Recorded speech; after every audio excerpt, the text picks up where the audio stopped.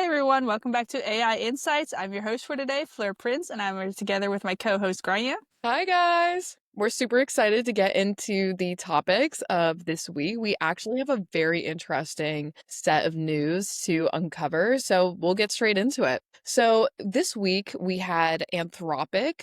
So, basically, kind of the news story is that Anthropic built an AI that they won't let anyone use because it is too powerful. But what does it mean when the most powerful AI ever built is considered too dangerous to release? And the people that built it are quietly briefing governments about it. This week, we're living inside a question that used to be science fiction, which is who governs the machines that are now smarter than us at most of our jobs? Yep, we're in the Matrix. That's such a good.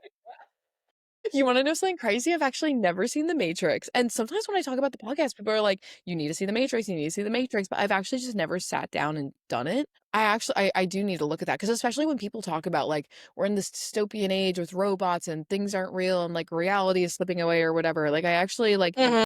reference so many different like movies that capture that genre almost. And I've never seen any of them. But yeah, today we're going to be Dune. uncovering yeah, I do. But today we're going to be uncovering the very real reality about kind of where we've progressed as a society, where AI is considered even too dangerous to release. We're dealing with models that are smarter than us, and we're kind of handling collectively this cataclysmic Mm-hmm. shift in, job markets and just society in general. So yeah, I think we'll just dive into that first story, which is, as I've said, Anthropic has built an AI that they won't let anyone use. Anthropic has confirmed Claude Mythos 5, which is a 10 trillion parameter model, but has announced that it won't be publicly released. No, this actually quite amazed me because usually tech companies are like on the forefront when it comes to like, oh, we created something new, we're gonna release it, ask a lot of money for it. Immediately, yeah. And it's also kind of like a race who can release the fastest model the soonest. Go on. No, but also why I want to say like why this matters. This is a watershed moment. I mean, for the first time, a major lab has said we build it, but we won't ship it. I mean, Yeah. this model reportedly can construct like full cyber attack chains across real infrastructure. And Anthropic is now privately warning government officials that Mythos like makes large-scale attacks significantly more likely, which is I very. actually I actually saw super recently.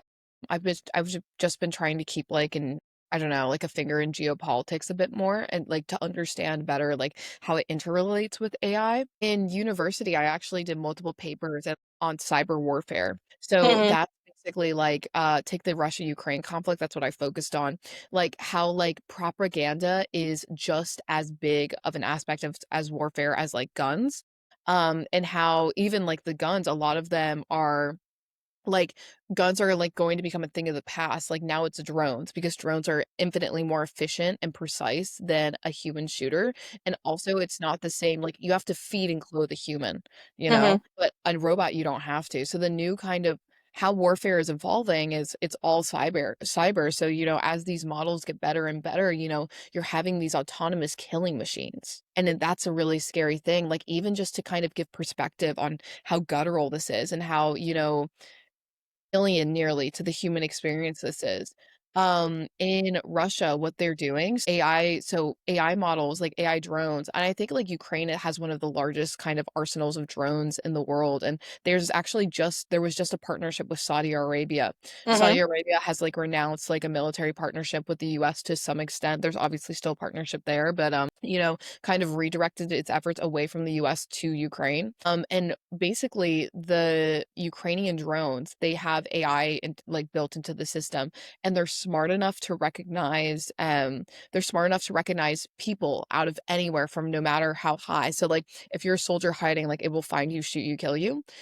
But something that it can't recognize though is like an injured human. Like it can't detect injury. Like it Mhm. can identify humans with complete precision, but it can't obviously do like a human nearly calculation or an emotional calculation of like this person is injured, not a threat. I don't need to kill them, or like this person would be like more strategically valuable to kill. So Russia's response, what they're doing is they're sending out soldiers like that are in wheelchairs, and they're sending out people in wheelchairs to kind of attract the fire from the drone so that they can then shoot the drone down. But they're kind of sending out like these sacrifices of people that aren't like as strategically valuable to the war effort Mhm. in order to identify the drones. And like the concept of that, the concept of making a sacrifice, obviously like battle, like sacrifice as a concept is kind of incorporated just in, I don't know, incorporated into what it is, but like the concept of sacrificing an injured human being to like a defenseless human being to an autonomous robot. I mean, like that is, something that is like, I don't know, not like the Matrix, because I think that almost trivializes it, but it just kind of represents the world that we're moving into and how important AI and compliance is. No, true, but you're also looking at the fact of can a robot adhere to the Geneva Conventions of War? Yeah. Because, for example, you are obligated to provide, how do you call it? Injury assistance? Help the, Yeah, like mercy nearly. Like I yeah, know that's a well, technical term. treat the wounds at least. Mercy is maybe a second thing if you Yeah. take a enemy as a prisoner. Yeah. You are required to treat them, but I don't know. A robot can't do that. They will distinguish not between enemy and friend, except if they are being trained on this is a friendly person and this is a enemy. Another thing How is the that true system is trained. Yeah, another thing is that when I was competing in the National AI Challenge for Ireland, we were working Mm-hmm. on like a compliance infrastructure, and I was writing the system prompts for like the autonomous AI, basically saying like you have to adhere to, like, I was taking obviously like GDPR, EU AI Act, I was condensing that into system prompts and then trying to give the AI inherent parameters, basically saying Mm-hmm. even though you are autonomous, you operate within this context, right? So it's like the same thing as like telling a human you need to follow the Geneva Convention, like, but the Geneva Convention and really specific rules, and then the human actually couldn't disobey it. So then it kind of raises the question, right? We have this infrastructure of international laws.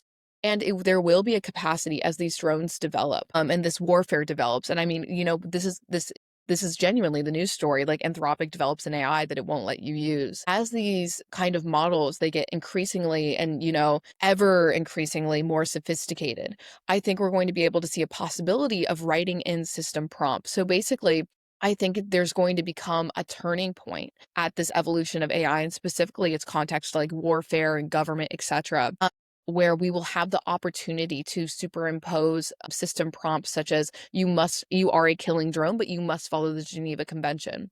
There's going to be the opportunity to include those kind of restrictions and limitations, and the opportunity to disinclude those restrictions and limitations. Mm-hmm. And it makes me wonder which one we will kind of navigate towards. And we're going to be touching on that kind of, later in the segment as well when we get to the, new advances of the EUAI Act, and then just kind of touching on the White House AI framework. No, true. One thing I would actually recommend, by the way, is a book. It's called "It's War, but No One Can See It." It's written by Hype Mulderkolk. I would definitely recommend reading, also for our listeners, but also for you as well.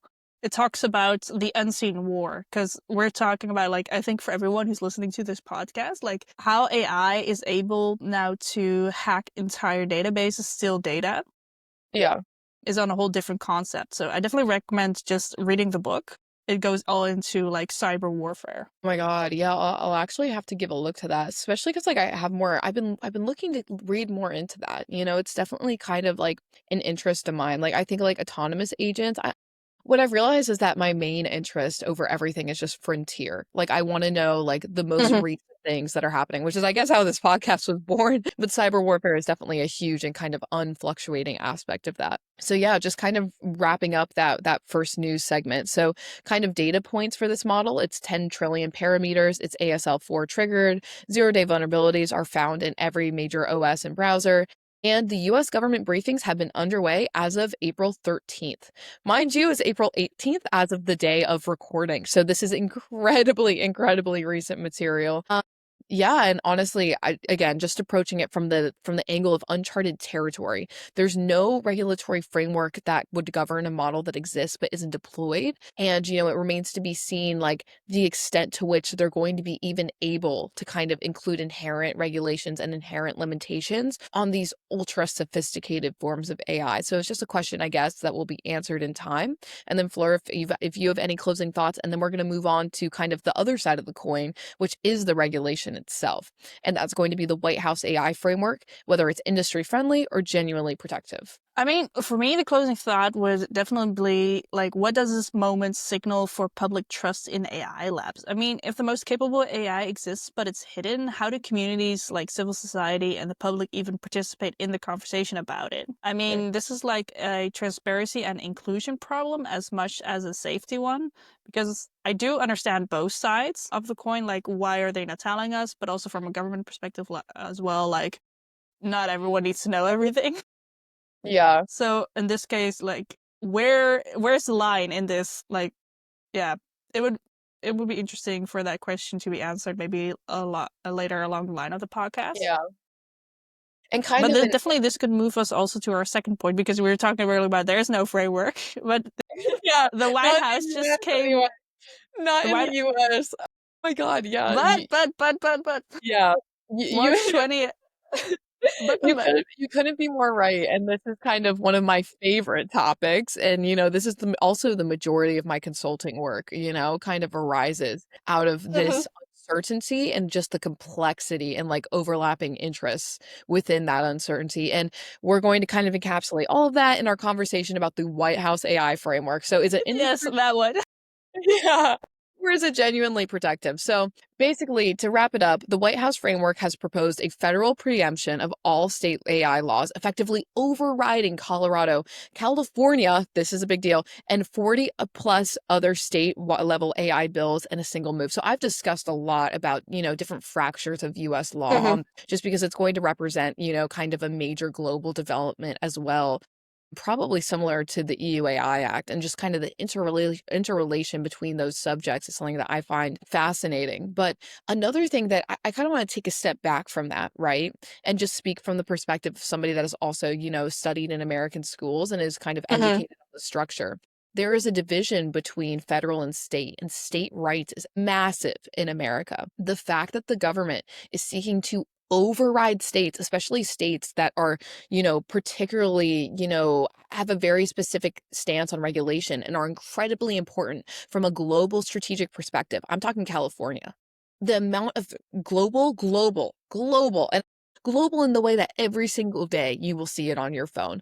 Mhm. That when you walk down the street, like you're going to be like reminded of this company. This company has some reach into all corners of the world. All those headquarters are in California. The AI regulations in California, I cannot speak to how important I think that they will be in preventing things, even like, the proliferation of weapons of mass destruction equipped with AI. The fact that the federal government is seeking to kind of usurp that position is major from a political perspective as well as just a primarily, regulative one. So I'm only saying that to express, how big of kind of a news piece this is. So yeah, I mean, just like proceeding over into what exactly has happened. This is the most consequential US AI policy move in history. So, I from the U from Europe, we're already seeing, the EUAI Act that's shaping everything. So now we're Mhm. kind of seeing the beginnings of a similar kind of cataclysmic shift. It's framed as pro innovation, but critics argue that it puts the patchwork of states' protections that's been the only real guardrail so far. So bear in mind, right? California does do really, they're very strong on the regulations, right? And the federal government is seeking to come in and kind of usurp all of those regulations. So frameworks include child safety, IP protections, free speech, energy infrastructure for data centers. That's huge here in Ireland, where we have the largest amount of data centers in the entire EU. Small business AI grounds, and Georgetown CSET analysis has provided that the underlying goal is to preempt AI state regulation. However, midterm elections in November 2026 create a narrow legislative window. So, this isn't guaranteed, but it does represent kind of at least a shift in how AI is regulated. So if I would love to hear your perspectives on that, especially like from a European angle, if that makes sense, because obviously I've one not one way that I look at it, but like I consulted out of New York City for so long, and kind of, had to understand the patchwork Mhm. there, kind of like understanding, what other people think about it globally just inherently is really interesting. I mean, the contrast with like the EU AI Act couldn't be sharper. I mean, the US is moving towards like a single industry aligned federal standard, which is new considered how it's been up till now. But also Europe is also moving towards like a risk-based right protective regulation. which model wins globally matters enormously. I mean, for the communities, AI will affect the most. So yeah, I'm just curious on the whole thing in general because we know like Silicon Valley has been like a major player. We've seen big tech companies come out of it. I mean, we're talking about like Perplexity, OpenAI, Claude.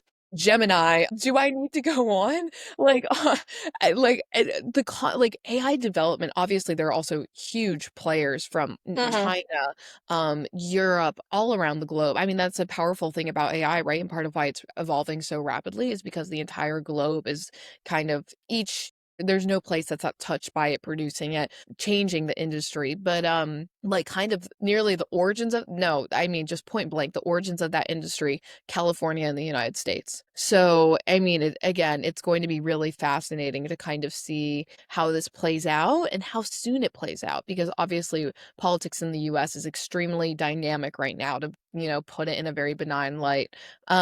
There is no certainty. There's not even a hope of certainty on, what might happen, what it might look like, and even the Mhm. effects are kind of unknown, just dealing with the novelty of this kind of discipline.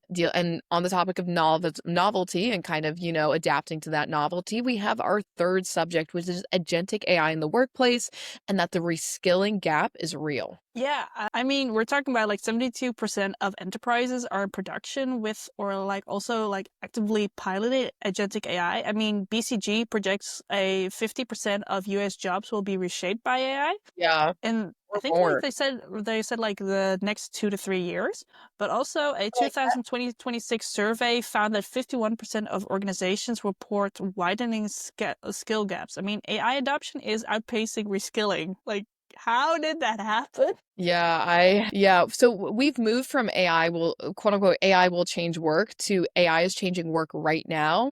And I mean, we discussed this in the last episode. Oracle, which is a massive company, just had what, like 300,000 layoffs. Like, it's inescapable. Early careers, it has never been more difficult for early careers, at least rather in like recent history. But yeah, I mean, McKinsey projects that agentic systems could automate 70% of knowledge worker tasks by 2028. ChatGPT 5.4 scores 83% on GDP val, which is matching or exceeding human professionals across 44 occupations. Finally, Amazon cut 30,000 jobs in early 2026, citing AI productivity gains. So, I mean, we talked in the last episode a lot about AI pilots, why some of them fail, why some of them don't. I mean, in 2025, we did see a lot of failures. We saw a lot of people saying, it's a bubble, etc. But kind of as the years progress, and now we've been doing this podcast for a number of years, it's crazy to say, we can see that it's definitely not going anywhere. And, there's not been a single time in, kind of the tenure of doing this podcast that we've been like, oh, there's no update, industry's kind There's of, always an update. there's always an update, and it's always a No, substantial but update. true. But it's also we're looking. I don't know if you saw this, but like Claude released this week Claude Design, and it can now just do like Canva and Adobe stuff all for you if you just put it in a prompt. Definitely recommend looking Okay. this up. I But am you can see the stocks plummeting of Canva and Adobe.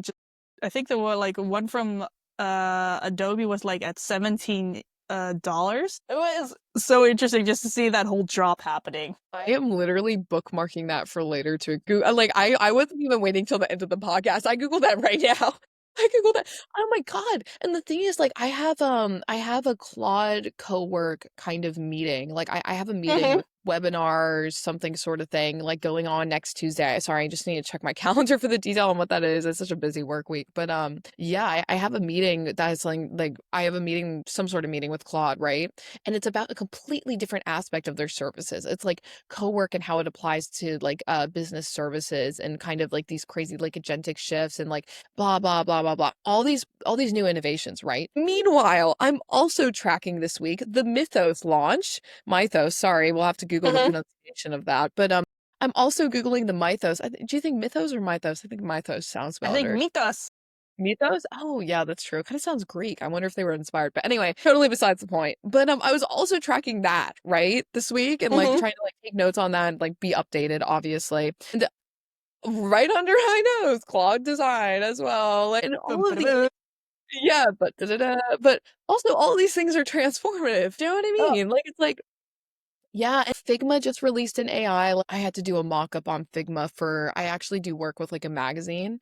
Hmm. And I had to do a mock-up on Figma and well, they don't have access to this podcast, thankfully. So like I can say this with complete freedom, but like I barely like they were blown away by my Figma design. I told them I was like, oh, I used AI, blah, blah, blah. But I don't think they realized the extent to which AI conducted the Figma design for me. Like it was like that's the thing. Like obviously I as an artist, like I do have kind of or former artist, however you want to call it. Like obviously I have aesthetic skills, etc., or like an eye Hmm. for it to a certain extent. But it's just like none of those skills actually came into the design that I was making besides the approval process. I was just prompt engineering. That was also a busy week at work. I was actually doing those designs like kind of in between in between other things. So I was super grateful, but it's also just like, I mean, that's just going to become the norm. No? Anyway, sorry. I feel like I kind of went down a little rabbit hole there, but No, but this made me think of an article that I saw one of like my coworkers share, which was shared in the Financial Times, which talked about like AI is taking over a lot of the repetitive tasks now, yeah. but actually that causes people to get more pressure because they are now doing more of the complex tasks compared to like the Yeah. simple tasks that they used to do because it was like a moment for them to breathe. Yeah, another thing is that like not everyone wants to work doing complex tasks. Like that is a truth. Like some people would prefer doing, like if we kind of like get rid of like these roles, like not everyone wants to be a PhD. I don't want to be a PhD. You know what I mean? Well, maybe Hmm. someday. But I mean, like the degree of complexity and work like some work-life balance even, if your days are complexity, complexity, complexity, and there I mean, we'll see how it, kind of advances, right? But right what I was saying there, like how I'm trying to upskill with like Claude work and sorry, Claude co-work or however they call it. Keeping track of Mythos when it does come out, I want to be able to access that, etc. Despite being like having a good kind of handle on all of that, I still didn't hear a single thing about Claude design, despite that being super applicable to another aspect of what I'm doing. So it does show you the reskilling gap is real. I'm on this podcast every week talking about like some sort of advancement, and I don't even have like it's impossible to keep track of all of it. So yeah, I mean, we're really just seeing that, there's all these different kind of ways that the employment is shifting and kind of labor law is nowhere near ready for this. We were discussing the gap just there, kind of in our second topic, but employment protections, redundancy frameworks, workers' rights were designed for human to human employment relationships. And when an AI agent is introduced to that, and it automates a legal task, like who's going to be liable, disclosure obligations to workers, and then also just like what is the work going to look like? And that's the biggest thing that we're kind Hmm. of that's the angle we're approaching it with, and probably the one that's going to be, most relatable for our listeners. I mean, beyond like employment protections or like the extreme scenarios of like redundancy, there's also the circumstance of, I'm in work, every week, and now my coworker is using Claude Cowork and is able to do these tasks in seconds that I've been working on for, 3 hours. Like, and it really and then now how do I look to my boss because I'm taking 3 hours, but my coworker has this done in, that like 2 minutes. You know what I mean? So we're gonna kind of be seeing this crazy transition.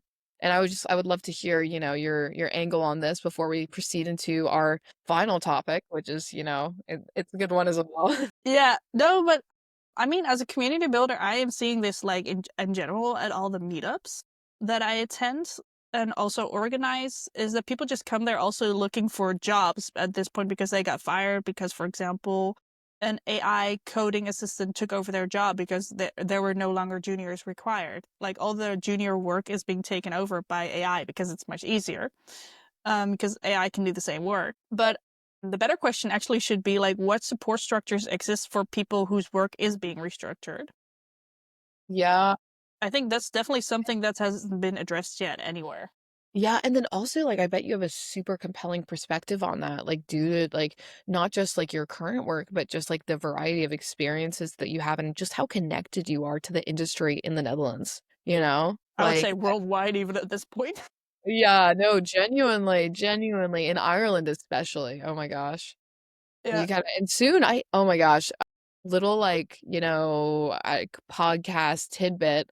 We're We're going on tour. No, we're not. We're not going on tour. I hope one day we can announce that though. That would be so fun. Like even I wouldn't even care. Like doing the tour I would love, but like I would also just be able to I would love announcing like we're going on tour because I like I mean, I would love to do the same thing. So there was the was well, he died, but love there was this recipes. YouTuber that there was a YouTuber that I used to follow. He was called Charlie Kirk, and he used to go to like university campuses just to like argue with students about Really? the points that he has. I You're think talking about he's the Charlie founder. Kirk.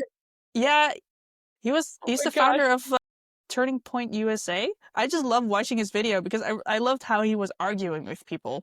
Really? He was very sensational. He was very sensational. He did go on tours, and I will confirm those facts, but that is about as much as I'm willing to say about Charlie Kirk. Oh my gosh, is that's like a US cultural shift. Like a US cultural phenomena is nearly how I would describe it. Well, rest in peace. But I was more referring to also like his college things. We were actually going towards the final point of our conversation, which was the AI Yeah, Act, the August deadline. I mean, we are yeah. now like almost 100 days out. On August 2nd, 2026, AI Act major compliancy deadline for high risk AI systems is coming. And I mean, that's well, we're talking about it's 100 days away, and enforcement authorities are operational, but also fines can reach to like 35 million or 7% of global turnover if you do not comply.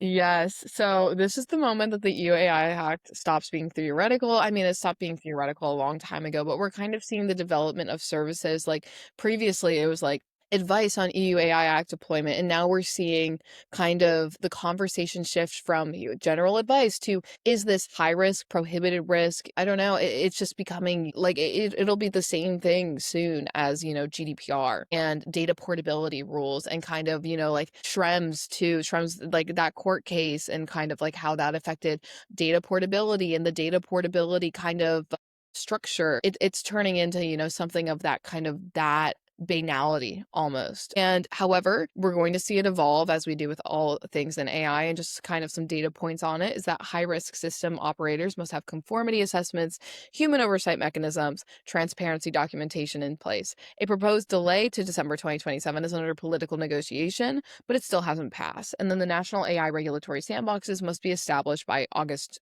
2nd, 2026. So that is a very close deadline. Yeah, and I mean, it's also like per Article 56. I am very much interested in seeing how this will go because a lot of systems have been flagged as high risk AI systems for different companies. So I'm very curious to see if that will change at all or if they will remain steadfast that this is going to be it. Everyone has to adhere, no expectations. No, absolutely. And then, yeah, I mean, as someone who kind of like studied and worked at the intersection of like AI and kind of cybercrime, Hmm.